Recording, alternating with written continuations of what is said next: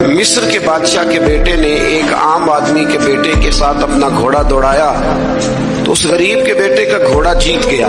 बादशाह के बेटे को सुबकी महसूस हुई तो उसने उस गरीब के बेटे की पुश्त पर कोड़े मारने शुरू किए।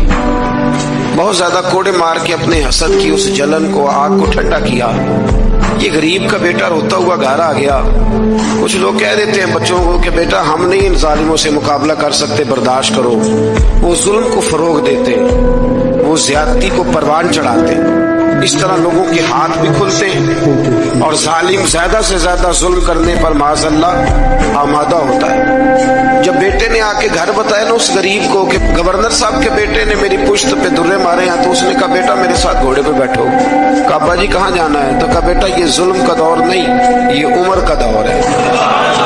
खामोश रहना जुल्म रहेगा, मेरे साथ चलो मदीना शरीफ चलते। रात का वक्त था, जनाब उमर सोए हुए थे। उस फरियादी ने दरवाजे पे आके सदा लगाई तो कमाल ही कर दी।